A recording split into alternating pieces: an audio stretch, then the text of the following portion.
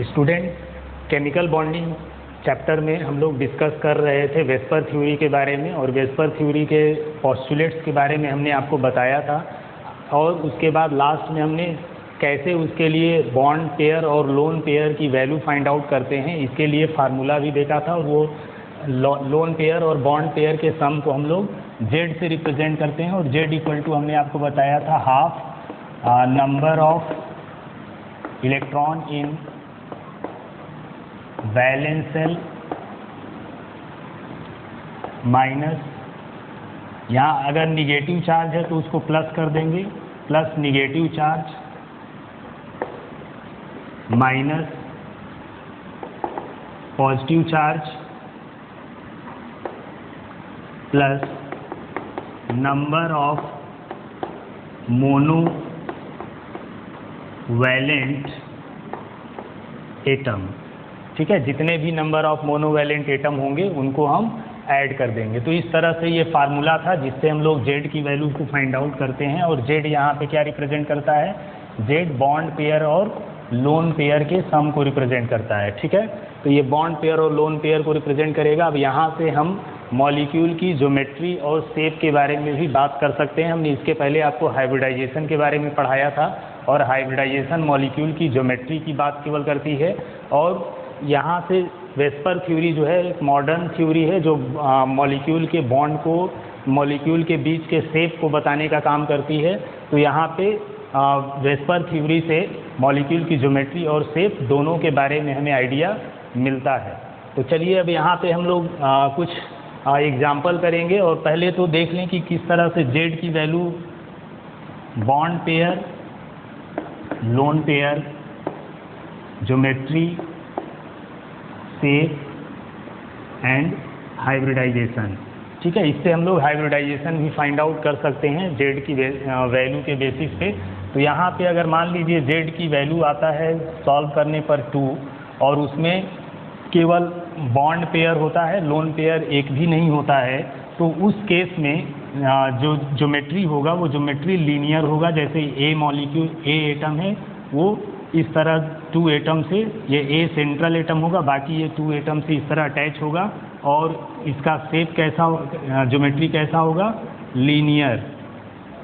ठीक है, linear geometry होगा, और शेप भी इसका लीनियर होगा।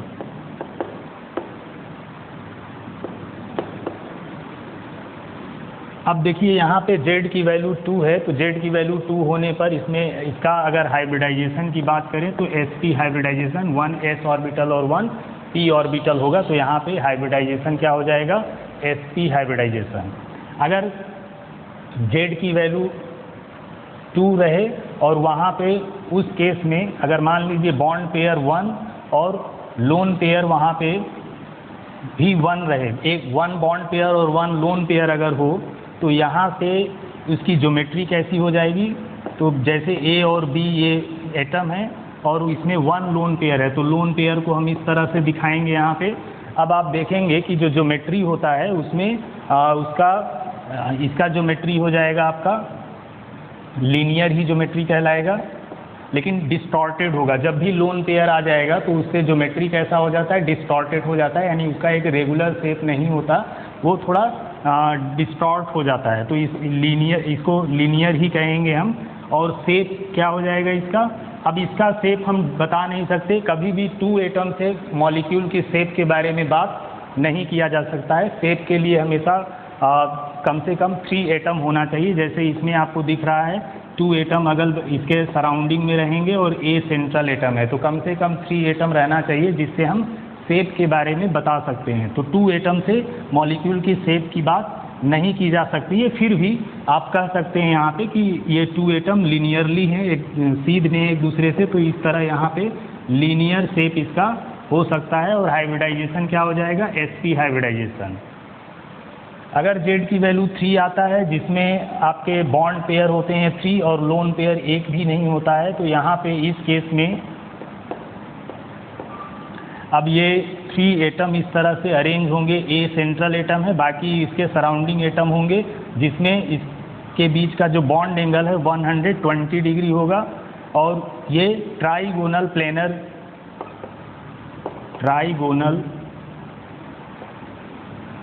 प्लेनर इसकी ज्योमेट्री होगी। और अगर इसके हम शेप की बात करें तो शेप भी इसका ट्राइगोनल, रेगुलर ट्राइगोनल होगा, क्योंकि इसमें एक भी लोन पेयर नहीं है। अगर लोन पेयर प्रेजेंट नहीं है तो उसका ज्योमेट्री रेगुलर होगा, और ज्योमेट्री ही शेप होता है जब लोन पेयर एक भी नहीं होता है। तो यहाँ इस केस में इसकी ज्योमेट्री कैसी होगी? Trigonal planar. और इसका अगर हम शेप की बात करें तो शेप भी इसका होगा ट्राइगोनल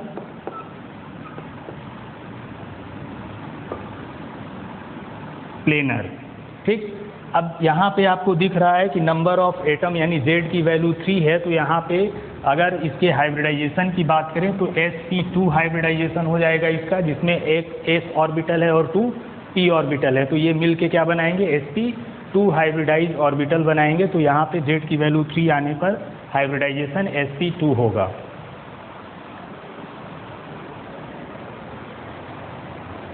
अगर यहाँ पे Z की वैल्यू आपको 3 मिले, Z की वैल्यू 3 आ जाए, तो उस केस में अगर वहाँ बॉन्ड पेयर 2 हो, लोन पेयर यहाँ 1 हो, यानी 1 लोन पेयर आ जाए इसमें, तो अब देखिए यहाँ पे Z की वैल्यू में क्या होता है? बॉन्ड पेयर और लोन पेयर दोनों प्रेजेंट होते हैं। तो यहाँ पे हम लोग डिस्कस कर रहे हैं कि अगर मान लीजिए उसमें 2 लोन पेयर और 1 लोन पेयर और 2 बॉन्ड पेयर हो, तो उस केस में बॉन्ड पेयर कैसे पता चलेगा? नंबर ऑफ बॉन्ड जितना बनेगा सेंट्रल एटम के साथ, वो बॉन्ड पेयर ऑफ इलेक्ट्रॉन कहलाएगा। तो यहाँ पे इस केस में अगर हम मॉलिक्यूल की ज्योमेट्री की बात करेंगे तो उसकी ज्योमेट्री कैसी हो जाएगी? जब एक लोन पेयर प्रेजेंट हो तो उसकी ज्योमेट्री कुछ जैसे ये सेंट्रल एटम है, तो यहाँ पे 2 एटम इस तरह से अरेंज होंगे और एक लोन पेयर यहाँ पे प्रेजेंट होगा। ठीक, अब ये लोन पेयर यहाँ प्रेजेंट होगा, तो इस मॉलिक्यूल के बीच में अगर हम यहाँ पे देखें तो इसका ये वाला जो बॉन्ड एंगल है इस एटम के बीच में, ये एटम 120 से ग्रेटर देन होगा। ठीक है, ये बॉन्ड एंगल ग्रेटर देन 120 होगा। और अगर इस बॉन्ड एंगल की बात करें तो ये वाला bond angle less than 120 degree होगा। ठीक, और यहाँ पे इसका अगर हम शेप बताएं तो शेप क्या हो जाएगा? यहाँ पे इसका शेप ट्राइगोनल प्लेनर। ठीक है, ट्राइगोनल प्लेनर शेप होगा और हाइब्रिडाइजेशन हो जाएगा sp2 हाइब्रिडाइजेशन। ठीक है, हाइब्रिडाइजेशन sp2 आएगा। अगर मान लीजिए Z की वैल्यू 3 और यहाँ पे बॉन्ड पेयर 2 और लोन पेयर 1 हो, बॉन्ड पेयर 1 और लोन पेयर 2 हो। ठीक है, तो इस केस में क्या देखने को मिलेगा? इस केस में आपका ये ज्योमेट्री हो जाएगा, यहाँ पे एटम लगा रहेगा एक सेंट्रल एटम के साथ और बाकी ये लोन पेयर होंगे। ठीक है, तो ज्योमेट्री कैसा हो जाएगा? ज्योमेट्री ट्रायंगुलर या ट्राइगोनल प्लेनर।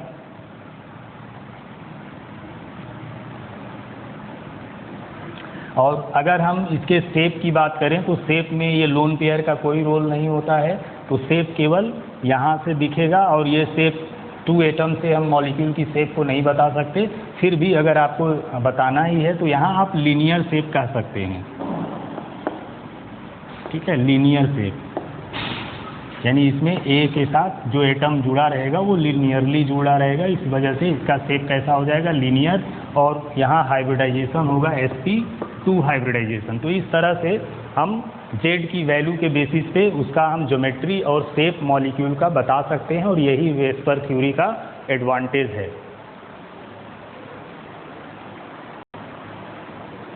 तो इस तरह अभी तक हम लोगों ने Z की वैल्यू 3 तक देखा है। अब Z की वैल्यू अगर मान लीजिए 4 आता है, जिसमें बॉन्ड पेयर 4 हो, लोन पेयर एक भी ना हो, तो उस केस में क्या है?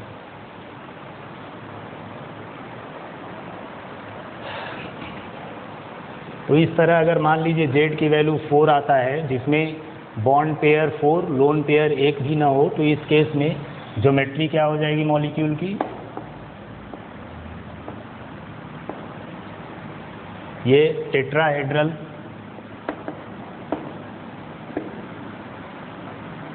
टेट्राहेड्रल ज्योमेट्री होगी और शेप इसका क्या हो जाएगा, सेम शेप होगा, यानी जो ज्योमेट्री होगा वही शेप कहलाएगा, क्योंकि इसमें एक भी लोन पेयर नहीं है। तो जब कोई लोन पेयर नहीं होता है तो ज्योमेट्री और शेप दोनों क्या होंगे, सेम होंगे। तो इस तरह इसका अगर शेप पूछा जाए, Z=4 जिस मॉलिक्यूल के लिए आएगा उसका शेप क्या होगा, टेट्राहेड्रल शेप होगा, और उसके हाइब्रिडाइजेशन की बात करें तो sp3 हाइब्रिडाइजेशन होगा। नेक्स्ट, अगर मान लीजिए Z की वैल्यू 4 जिसमें से बॉन्ड पेयर 3 और 1 लोन पेयर आ जाए, तो उस केस में ये लोन पेयर है यहाँ पे, और इस तरह ये बॉन्ड अरेंज होंगे इस पे, और शेप उसका क्या हो जाएगा। अब अगर शेप की बात करें तो आप देख रहे हैं कि यहाँ पे लोन पेयर, ये तो ज्योमेट्री हो गया, और ज्योमेट्री डिस्टॉर्टेड टेट्राहेड्रल कहेंगे क्योंकि इसमें लोन पेयर प्रेजेंट है। तो इस तरह जब भी लोन पेयर हो जाएगा तो डिस्टॉर्टेड टेट्राहेड्रल, ठीक है, डिस्टॉर्टेड टेट्राहेड्रल ज्योमेट्री होगा। और अगर शेप की बात किया जाए तो इसका शेप क्या होगा, उसमें लोन पेयर का कोई रोल नहीं होगा। तो इस तरह इसका शेप प्लेनर शेप कह सकते हैं इसमें, और हाइब्रिडाइजेशन हो जाएगा sp3 हाइब्रिडाइजेशन।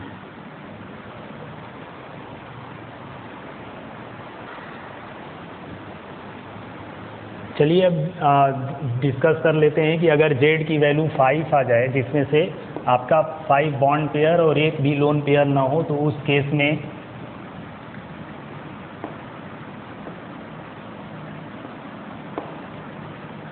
अब इस केस में यहाँ पे जो एंगल होगा, बॉन्ड एंगल, वो ये बॉन्ड एंगल 120 डिग्री का होगा, यहाँ पे भी 120 डिग्री का बॉन्ड एंगल आएगा, और ये बॉन्ड एंगल भी 120 डिग्री का होगा, ठीक है। तो ये और बाकी यहाँ पे 90 डिग्री का बॉन्ड एंगल पाया जाएगा। तो यहाँ इस केस में 6 90 डिग्री के बॉन्ड एंगल होंगे और 3 बॉन्ड एंगल 120 डिग्री के बनेंगे इस केस में। तो यहाँ पे इसकी जो ज्योमेट्री हो जाएगी वो कैसी होगी, ट्राइगोनल बाई पिरामिडल, ठीक है, ट्राइगोनल बाई पिरामिडल ज्योमेट्री होगी। और शेप क्या हो जाएगा, शेप भी सेम होगा जो ज्योमेट्री होगा, क्योंकि इसमें एक भी लोन पेयर प्रेजेंट नहीं है, तो शेप सेम होगा। और यहाँ पे हाइब्रिडाइजेशन हो जाएगा, जब 5 यहाँ पे Z की वैल्यू आया है तो हाइब्रिडाइजेशन sp3d, अब ये 4 और 1 5 हो गया, ठीक है, तो sp3d इसका हाइब्रिडाइजेशन हो जाएगा। अब यहाँ पे डिस्कस करेंगे Z=5 आ जाए, जिसमें से 4 बॉन्ड पेयर और 1 लोन पेयर आ जाए, तो उस केस में इसका ज्योमेट्री बनेगा, ये लोन पेयर यहाँ इस तरह से अरेंज होगा, और इस ज्योमेट्री को बोलेंगे ट्राइगोनल बाई पिरामिडल, ठीक है, ट्राइगोनल बाई पिरामिडल ज्योमेट्री होगा। और शेप क्या हो जाएगा इसका, अब यहाँ पे लोन पेयर आपको दिख रहा है, तो शेप, इसके शेप में लोन पेयर का कोई रोल नहीं होता है। तो यहाँ पे अगर आप देखेंगे तो ये कुछ झूले की तरह होता है जो पार्क में लगा होता है, जिस पे बच्चे ऐसे चढ़ते हैं और ऊपर नीचे ऐसे ये होता रहता है, जिसको सी सॉ कहते हैं, ठीक है। तो इसका अगर हम शेप की बात करें तो शेप कैसा होगा, सी सॉ शेप होगा, और हाइब्रिडाइजेशन sp3d हाइब्रिडाइजेशन हो जाएगा। एक और केस है जिसमें Z की वैल्यू 6 रहेगा और यहाँ पे 6 बॉन्ड पेयर हो और लोन पेयर एक भी ना हो, तो इस केस में जो ज्योमेट्री बनेगा वो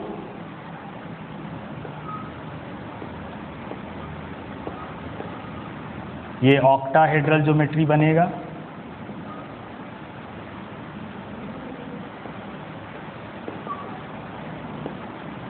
ठीक है। और ऑक्टाहेड्रल ज्योमेट्री में इसके बॉन्ड एंगल कितने होंगे, 90 डिग्री,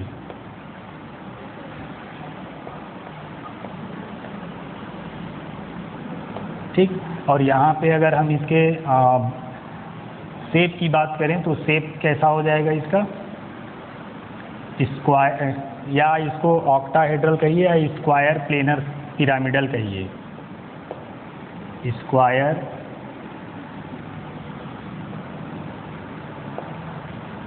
पिरामिडल। और इसका शेप क्या होगा, सेम। ठीक है, शेप भी सेम होगा क्योंकि इसमें कोई लोन पेयर नहीं है, और हाइब्रिडाइजेशन sp3d2 हाइब्रिडाइजेशन हो जाएगा। तो यहाँ से आपको हमने बताया कि कैसे मॉलिक्यूल की ज्योमेट्री फाइंड करेंगे जेड की वैल्यू के बेसिस पे। अब इसके कुछ एग्जाम्पल भी हम करेंगे और देखेंगे कि कैसे मॉलिक्यूल की ज्योमेट्री को बताया जा सकता है। तो इस तरह हम आपको बताते हैं कैसे वेस्पर थ्योरी से मॉलिक्यूल की ज्योमेट्री और शेप बताएंगे। तो उसके लिए हम एग्जाम्पल लेते हैं मीथेन का। ठीक है, सेकेंड एग्जाम्पल लेते हैं वाटर का और अमोनिया का। अब अगर मीथेन में बात किया जाए तो मीथेन में अगर हम जेड की वैल्यू फाइंड आउट करें तो जेड की वैल्यू हाफ। अब यहाँ पे वैलेंस सेल में कार्बन है तो कार्बन के वैलेंस सेल में 4 इलेक्ट्रॉन होगा। ठीक है, तो हाफ, और number of valence shell electron in central atom plus. अब इस पर कोई प्लस माइनस चार्ज नहीं है तो इस केस में हम क्या करेंगे, number of monovalent atom count कर लेंगे। अब यहाँ पे कार्बन के साथ 4 हाइड्रोजन एटम जुड़ा है और हाइड्रोजन की वैलेंसी कितनी होती है, 1 होती है। तो इस तरह इसको प्लस कर लेंगे यहाँ पे। अब ये वैल्यू मिल जाएगा आपको। अच्छा, यहाँ पे हाफ इंटू, अच्छा ये 4 है नंबर ऑफ एटम, तो हाफ इंटू 8 हो जाएगा। अब इसको सॉल्व करेंगे तो 4 आएगा। अब इस 4 में नंबर ऑफ लोन पेयर और बॉन्ड पेयर दोनों प्रेजेंट होंगे। तो यहाँ पे अगर हम लोन पेयर और बॉन्ड पेयर की बात किया जाए तो बॉन्ड पेयर, अब आप देख रहे हैं कि कार्बन सिंगल है और यहाँ जेड की वैल्यू 4 आ रहा है। तो जेड की वैल्यू में नंबर ऑफ हाइड्रोजन एटम कितने जुड़ रहे हैं कार्बन के साथ, 4 जुड़ रहे हैं, यानी कार्बन 4 बॉन्ड बना रहा है। तो यहाँ पे बॉन्ड पेयर 4 हो गया, और जब पूरा बॉन्ड पेयर हो गया और जेड की वैल्यू भी 4 ही है तो लोन पेयर क्या होगा, इस केस में 0 होगा। ठीक है, तो ये ऐसे आपको निकालना है कि सेंट्रल एटम कितना बॉन्ड बना रहा है। जितना बॉन्ड बना रहा होगा वो बॉन्ड पेयर ऑफ इलेक्ट्रॉन कहलाएगा, और जो बच जाएगा जेड की वैल्यू में से उसको हम लोन पेयर ऑफ इलेक्ट्रॉन बोलेंगे। तो यहाँ पे जेड की वैल्यू हमें क्या मिला, 4 मिला। अब जब जेड की वैल्यू 4 आ जाए तो उस मॉलिक्यूल का ज्योमेट्री कैसा होगा, टेट्राहेड्रल ज्योमेट्री होगा, जिसमें से कार्बन यहाँ पे अरेंज होगा और बाकी हाइड्रोजन एटम यहाँ इस तरह से इसमें पाया जाएगा, और ये एक टेट्राहेड्रल रेगुलर टेट्राहेड्रॉन फॉर्म करेंगे।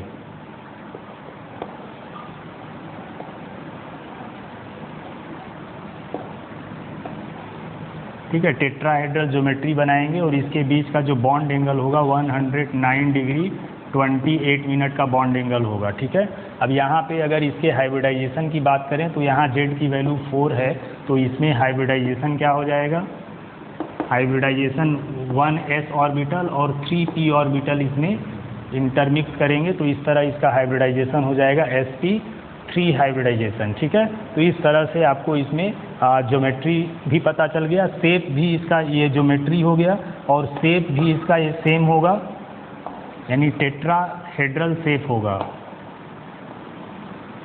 ठीक है, जब लोन पेयर एक भी ना हो तो ज्योमेट्री और शेप दोनों क्या होते हैं, सेम होते हैं। ठीक, तो ये सेम हो गया। उसी तरह अगर वाटर मॉलिक्यूल में बात करें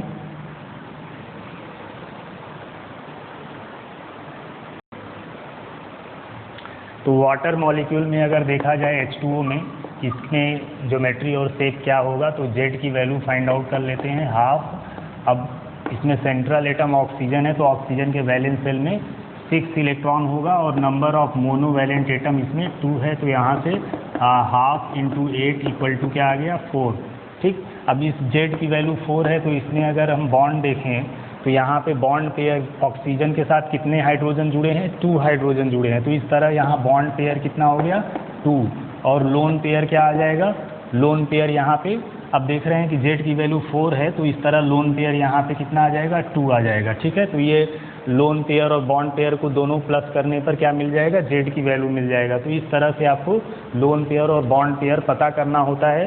सेंट्रल एटम के साथ जितने भी सराउंडिंग एटम जुड़े हैं उन सराउंडिंग एटम को हम बॉन्ड पेयर बोलते हैं, तो वो बॉन्ड पेयर को रिप्रेजेंट करेंगे और जेड की वैल्यू में से बॉन्ड पेयर को माइनस कर लेंगे तो फिर आपको लोन पेयर यहाँ से पता चल जाएगा। तो इस तरह अब ये H2O में ऑक्सीजन सेंट्रल एटम हो गया। और आप देख रहे हैं कि z की वैल्यू 4 है और जिसका z की वैल्यू 4 आता है उसकी ज्योमेट्री कैसी होती है, टेट्राहेड्रल ज्योमेट्री होती है।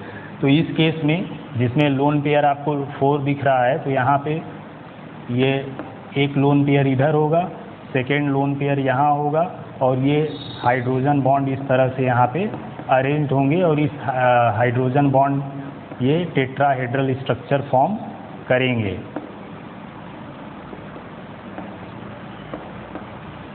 ठीक है, ये टेट्राहेड्रल स्ट्रक्चर फॉर्म करेंगे और इस तरह इसको बोलेंगे डिस्टॉर्टेड टेट्राहेड्रल ज्योमेट्री। ठीक है, तो ये डिस्टॉर्टेड टेट्राहेड्रल ज्योमेट्री। ठीक है, इसका डिस्टॉर्टेड टेट्राहेड्रल ज्योमेट्री हो गया। अब ये लोन पेयर, अब यहाँ पे इसका शेप अगर देखा जाए तो शेप कैसा होगा, शेप में केवल यही जो बॉन्डेड हाइड्रोजन एटम है वही पार्टिसिपेट करेंगे। तो ये वी की तरह दिख रहा है, इसलिए इसको हम क्या बोलेंगे, वी शेप। वी शेप या इसी को एंगुलर शेप भी बोलते हैं। ठीक है, या इसी को बेंड शेप भी बोलेंगे। तो चाहे आप एंगुलर शेप बोलिए, वी शेप बोलिए या बेंड शेप बोलिए, तो ये वाटर मॉलिक्यूल का शेप हो गया। ज्योमेट्री इसका डिस्टॉर्टेड टेट्राहेड्रल ज्योमेट्री होगा।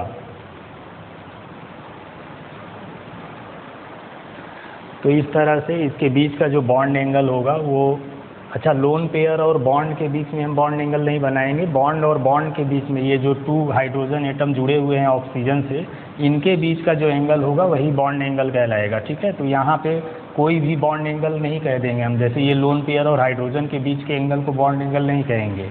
ठीक है, तो ये 2 हाइड्रोजन एटम सेंट्रल एटम के साथ जुड़े हैं और इनके बीच का जो बॉन्ड एंगल होता है 104.5 डिग्री का बॉन्ड एंगल इसमें पाया जाता है।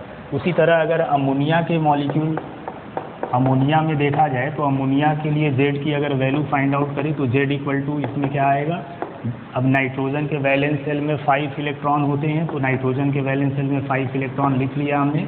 और उसके बाद नंबर ऑफ मोनोवैलेंट एटम कितने जुड़े हैं हाइड्रोजन के साथ, तो नंबर ऑफ मोनोवैलेंट एटम 3 हैं, तो 3 इसको प्लस कर लेंगे और यहाँ से ये 8 आएगा और फिर से ये 4 मिल गया। ठीक है, अब इस केस में आपको बताना है लोन पेयर और बॉन्ड पेयर के कितने होंगे इसमें। तो बॉन्ड पेयर की अगर बात किया जाए तो Z की वैल्यू यहाँ 4 है और आप देख रहे हैं कि नाइट्रोजन के साथ 3 हाइड्रोजन जुड़े हुए हैं, यानी नाइट्रोजन के साथ बॉन्ड पेयर कितने होंगे, 3। तो यहाँ पे बॉन्ड पेयर 3 हो गया और 1 लोन पेयर इसके अंदर हो गया। तो ये अब हम अगर इसके ज्योमेट्री की बात करें तो आप देखेंगे कि इसमें नाइट्रोजन सेंट्रल एटम है और बाकी 1 लोन पेयर है, तो लोन पेयर यहाँ पे प्रेजेंट होगा और हाइड्रोजन एटम उसमें इस तरह से अरेंज होंगे और फिर से ये टेट्राहेड्रल ज्योमेट्री फॉर्म करेगा और ये डिस्टॉर्टेड टेट्राहेड्रल ज्योमेट्री ही कहलाएगा, टेट्राहेड्रल ज्योमेट्री। ठीक, तो टेट्राहेड्रल ज्योमेट्री है और इसके बीच का जो बॉन्ड एंगल है 107 डिग्री के आसपास होता है। ठीक है, तो 107 डिग्री बॉन्ड एंगल है। यहाँ पे आप देख रहे हैं कि मीथेन में बॉन्ड एंगल था 109 डिग्री, फिर अमोनिया में बॉन्ड एंगल डिक्रीज हो गया 107 डिग्री और जैसे ही हम वाटर में आए बॉन्ड एंगल और डिक्रीज हो गया 104 डिग्री के आसपास आ गया। तो ये बॉन्ड एंगल में जो स्लाइटली चेंज देखने को मिल रहा है वो किस वजह से देखने को मिल रहा है, लोन पेयर की वजह से देखने को मिल रहा है। अब यहाँ पे देखिए 1 लोन पेयर है तो इसलिए वहाँ मीथेन में एक भी लोन पेयर नहीं था। ठीक है, इसमें 109 डिग्री का बॉन्ड एंगल था, एक भी लोन पेयर नहीं था। लेकिन जैसे ही हम अमोनिया के केस में आए तो यहाँ 1 लोन पेयर मिल रहा है, तो इस 1 लोन पेयर की वजह से ये लोन पेयर और बॉन्ड पेयर के बीच में पहले तो हमने आपको बताया था कि लोन पेयर में सबसे ज़्यादा रिपल्सन होता है, फिर उससे कम लोन पेयर और बॉन्ड पेयर के बीच में रिपल्सन होता है। तो यहाँ पे लोन पेयर टॉप पे प्रेजेंट है और इस लोन पेयर और बॉन्ड पेयर के बीच में रिपल्सन होगा, तो ये बॉन्ड जो यहाँ है ये और कॉन्ट्रैक्ट हो जाएगा, थोड़ा अंदर की तरफ आ जाएगा यहाँ लोन पेयर होने की वजह से। तो दोनों बॉन्ड अंदर आ जाएंगे तो इसके बीच का बॉन्ड एंगल थोड़ा सा कम हो जाएगा जितना मीथेन में था। मीथेन में एक भी बॉन्ड एंगल नहीं था इसलिए वहाँ ज़्यादा था, और जैसे जैसे लोन पेयर बढ़ता जाएगा, उसमें एक भी लोन पेयर नहीं थे इसलिए ज़्यादा था, और जैसे जैसे लोन पेयर बढ़ते जाएंगे बॉन्ड एंगल कम होता जाएगा। तो यहाँ पे आप देख रहे हैं वाटर के केस में ये 2 लोन पेयर आ गए, तो ये इस बॉन्ड को अंदर दबा रहा है और ये भी और अंदर दबा रहा है, तो इस वजह से ये बॉन्ड एंगल और भी घट जाता है और 104 डिग्री के आसपास पहुँच जाता है। तो इस तरह ये अगर रीज़न पूछा जाए कि मीथेन, अमोनिया और वाटर के अंदर बॉन्ड एंगल क्यों डिक्रीज हो रहा है, तो ये लोन पेयर की वजह से डिक्रीज हो रहा है। ठीक है, तो इसका यही आंसर होगा।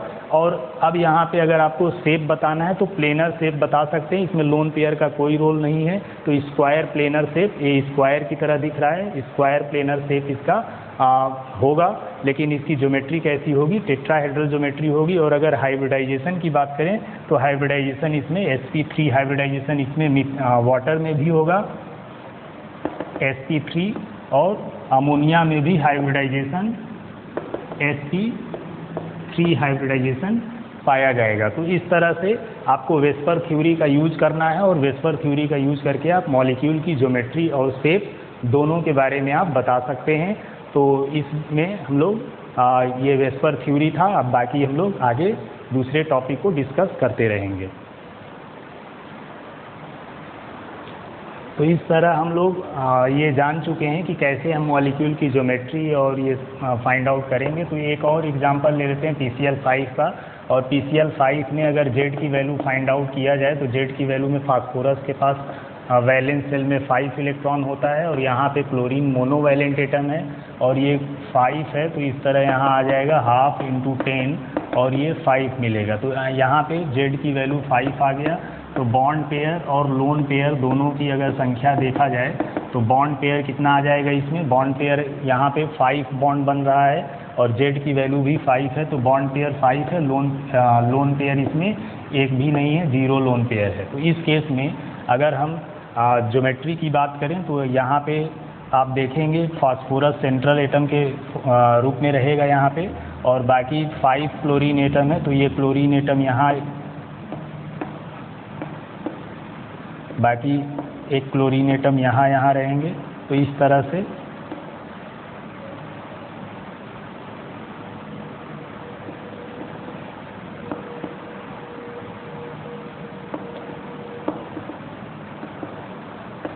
ठीक, ये इसका ट्राइगोनल बाई पिरामिडल ज्योमेट्री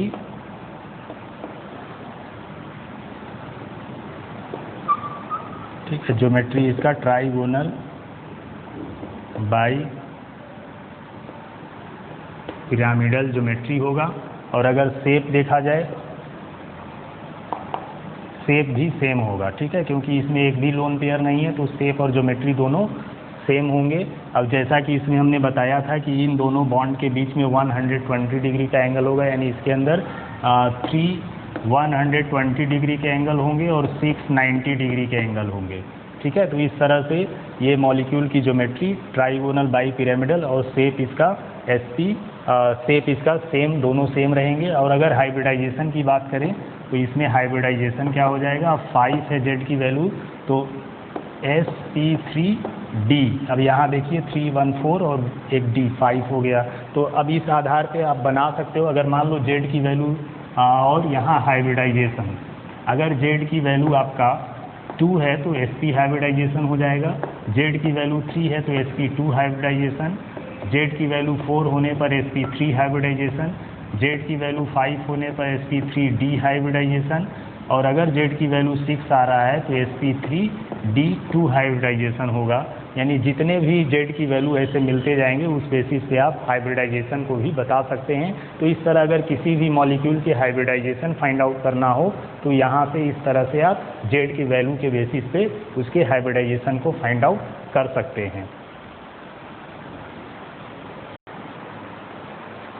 तो अब हम लोग और भी एग्जांपल, जैसे अगर मान लीजिए किसी मॉलिक्यूल कार्बोनेट में, अब यहाँ पे इसमें हाइब्रिडाइजेशन आपको फाइंड आउट करना है तो यहाँ पे Z की वैल्यू निकाल लेंगे आप। अब कार्बन के वैलेंस शेल में 4 इलेक्ट्रॉन है। अब यहाँ पे आपको नंबर ऑफ निगेटिव चार्ज दिया है 2, तो निगेटिव चार्ज के नंबर को हम क्या करेंगे, प्लस कर देते हैं। ठीक है, अब यहाँ ध्यान देना है कि नंबर ऑफ मोनोवैलेंट एटम एक भी नहीं है, डाई वैलेंट एटम है, तो इसको हम यहाँ इसमें प्लस नहीं करेंगे।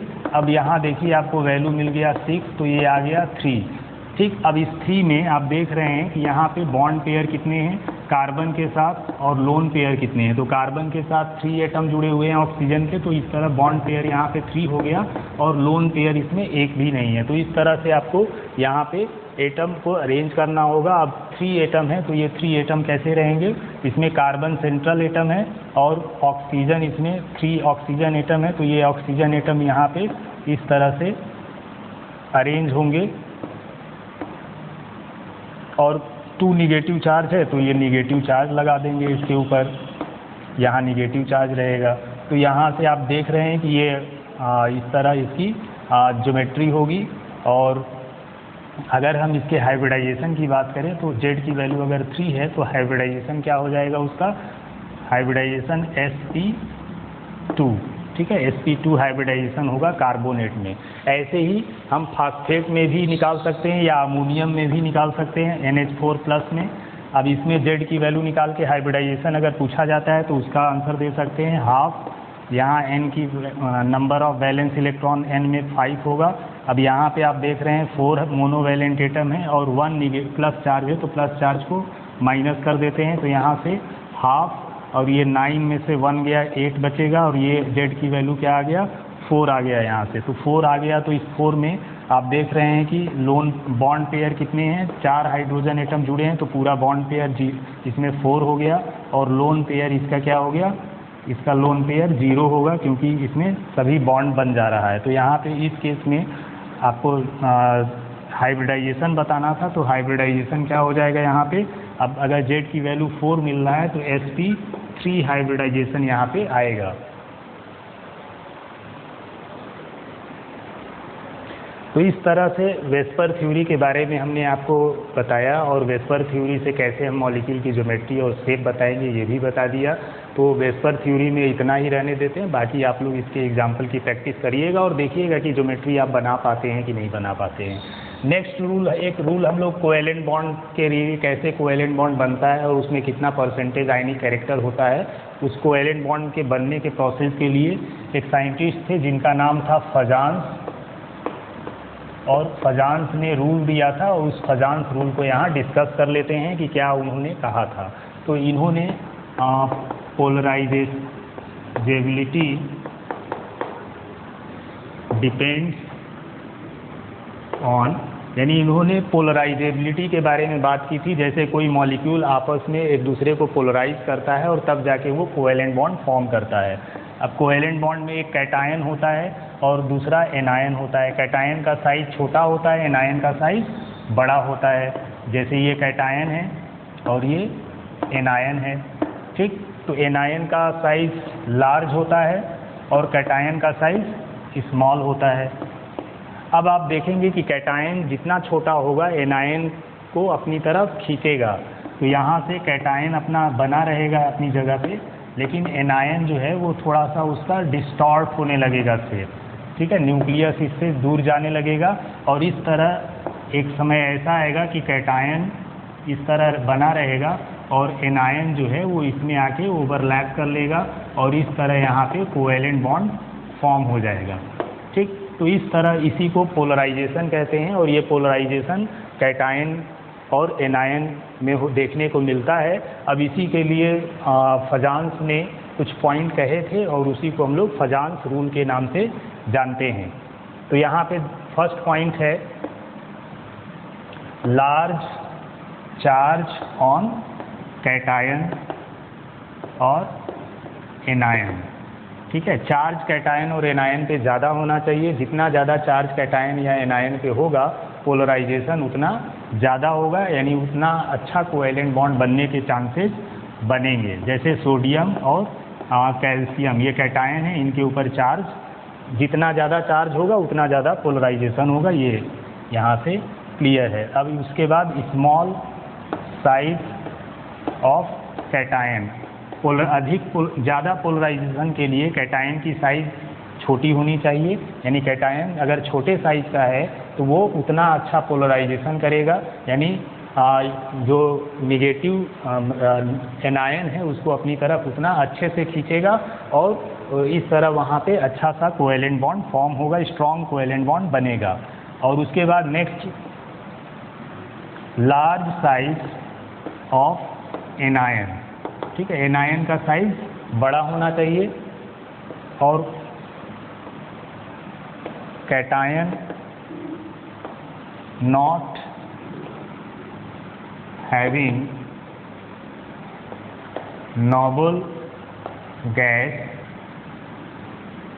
टाइप ऑफ इलेक्ट्रॉनिक कन्फिग्रेशन, ठीक है, कैटायन के पास नोबल गैस इलेक्ट्रॉनिक कन्फिग्रेशन नहीं होना चाहिए। जैसे अगर हम सोडियम आयन की बात करें तो सोडियम आयन में 10 इलेक्ट्रॉन है, ठीक है, तो इसका कन्फिग्रेशन करेंगे 1s2 2s2 2p6, ठीक है, तो ये कन्फिग्रेशन नोबल गैस का कन्फिग्रेशन है, यानी ये नियॉन के कन्फिग्रेशन की तरह है। तो इस तरह का नोबल गैस कन्फिग्रेशन कैटायन के पास नहीं होना चाहिए। तो इस तरह ये रूल्स हैं जिसके बेसिस से कोवेलेंट बॉन्ड फॉर्म होता है, और इन्हीं रूल्स को हम फजान्स रूल के नाम से जानते हैं। तो इस वीडियो में हमने आपको वेस्पर थ्योरी के बारे में और फजान्स रूल क्या होता है उसके बारे में बताया कि फजान्स ने ये कहा था कि किस तरह से पोलराइज कैटायन एनायन को करता है और वहाँ पे कोवेलेंट बॉन्ड कैसे फॉर्म होता है, तो इसके बारे में फजान्स ने बताया था। तो ये वेस्पर थ्योरी और फजान्स रूल इस वीडियो में हमने आपको बताया है।